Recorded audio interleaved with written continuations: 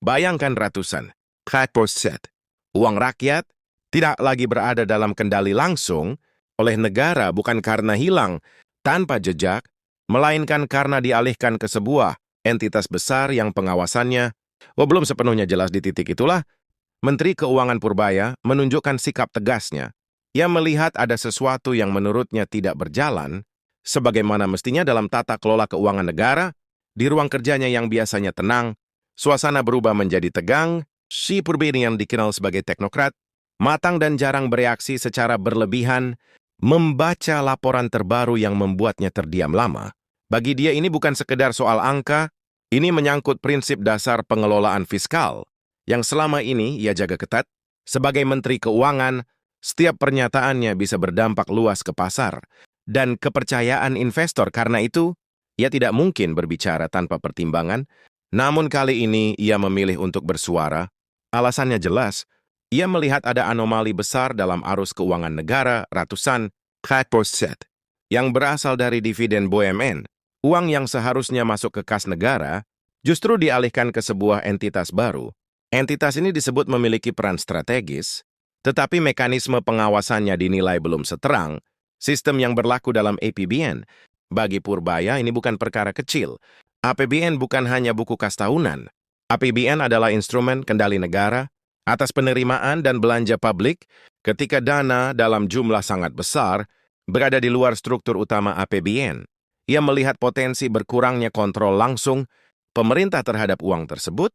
Dalam pandangannya, jika kontrol melemah, maka risiko jangka panjang bisa muncul. Ia bahkan mengingatkan kemungkinan adanya dampak yang baru terasa beberapa tahun ke depan jika tata kelolanya tidak diperjelas sejak awal. Ketegangan meningkat ketika Purbaya tidak lagi sekedar menerima laporan di atas kertas. Ia mulai mempertanyakan detail mekanisme dan arah kebijakan yang diambil. Baginya transparansi dan akuntabilitas adalah syarat mutlak dalam mengelola dana publik, apalagi dalam skala ratusan. Fixed ST. Isu ini kemudian mengguncangkan meja para pengambil keputusan. Muncul perdebatan, apakah langkah tersebut merupakan inovasi, investasi untuk memperkuat aset negara, atau justru berisiko mengurangi kontrol fiskal pemerintah. Pertanyaan itu kini menjadi perhatian publik. Pada akhirnya, polemik ini bukan sekedar soal hubungan antar pejabat, ini menyangkut bagaimana negara mengelola uang rakyat dan menjaga kedaulatan fiskalnya. Sikap tegas Purbaya menjadi pengingat bahwa setiap kebijakan besar harus dibarengi dengan sistem pengawasan yang kuat dan transparan, sebab ketika menyangkut ratusan fixed ST, dampaknya bukan hanya terasa di ruang rapat, tetapi juga di kehidupan masyarakat luas.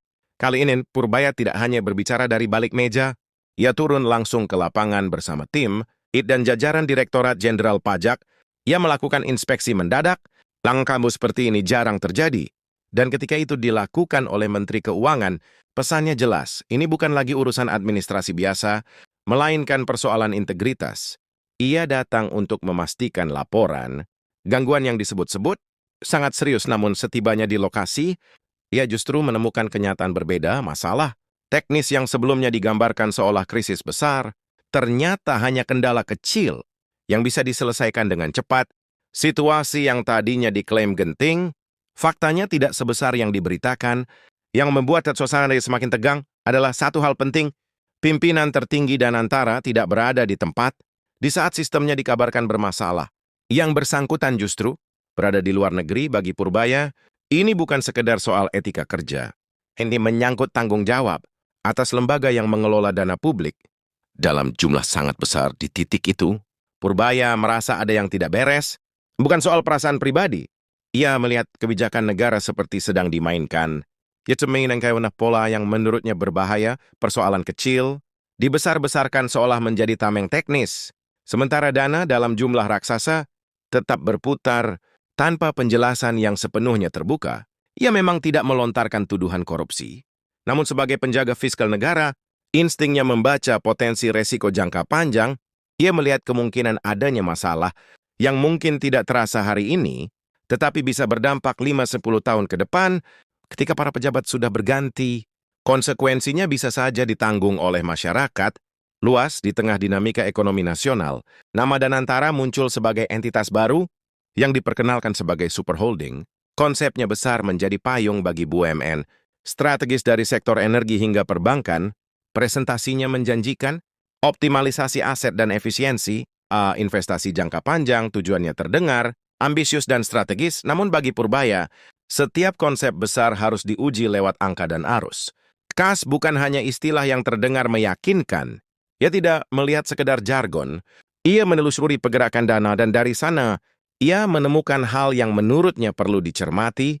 Data menunjukkan bahwa Danantara bukan hanya berperan sebagai pengelola, tetapi juga sebagai penahan aliran dana, dividen dan penerimaan yang sebelumnya langsung masuk ke APBN, yang kemudian digunakan untuk subsidi dan pembangunan infrastruktur, kini berhenti terlebih dahulu di entitas tersebut.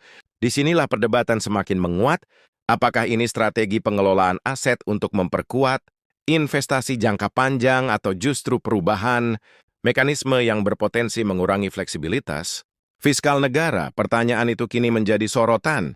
Yang pasti bagi Purbaya, setiap rupiah uang rakyat harus berada dalam sistem yang transparan dan akuntabel. Karena ketika arus dana negara berubah, jalur yang dipertaruhkan bukan hanya kebijakan, tetapi juga kepercayaan publik. Angkanya bukan kecil, sekitar 9.000 per tahun, tidak langsung masuk ke kas negara melainkan berada di luar mekanisme pengawasan ketat Kementerian Keuangan. Pertanyaannya sederhana, mengapa uang rakyat harus menginap di sana? Purbaya memahami betul kondisi. APBN saat ini anggaran sedang dalam tekanan, defisit harus dijaga, rasio utang diawasi ketat, kepercayaan pasar tidak boleh goyah.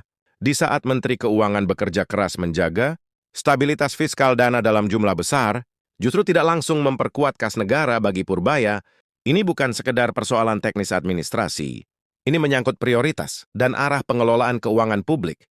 Sebagian pihak membela konsep Danantara dengan merujuk pada gagasan lama yang pernah muncul di era berbeda, bahkan dikaitkan dengan tokoh ekonomi nasional terdahulu. Namun Purbaya melihat konteksnya tidak bisa disamakan.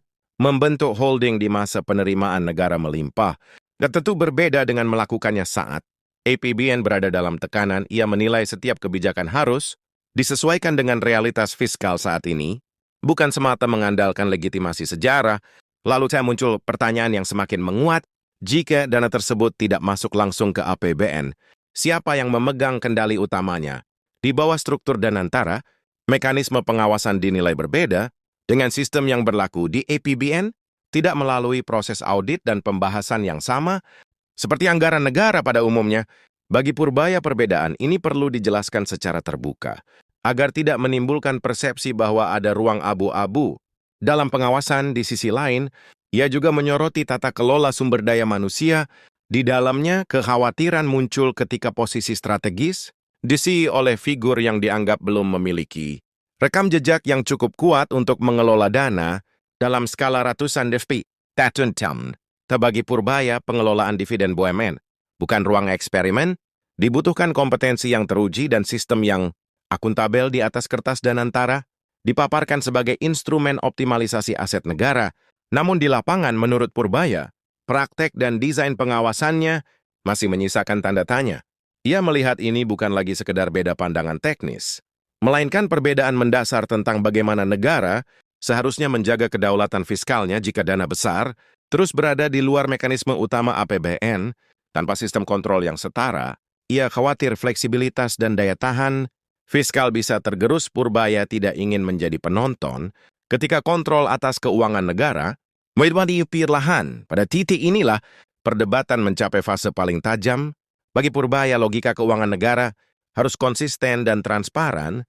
Ketika skema yang ada justru menimbulkan anomali yang belum pernah terjadi sebelumnya, ia merasa wajib bersuara, karena yang sedang dipertaruhkan bukan hanya desain kelembagaan baru, melainkan arah masa depan pengelolaan uang rakyat. Sekarang mari kita uraikan skemanya secara sederhana. Sebelumnya dividen dan keuntungan BUMN langsung masuk ke APBN. Dana itu menjadi sumber pembiayaan subsidi, pembangunan infrastruktur, hingga kebutuhan publik lainnya, namun dengan pola baru, dana tersebut lebih dulu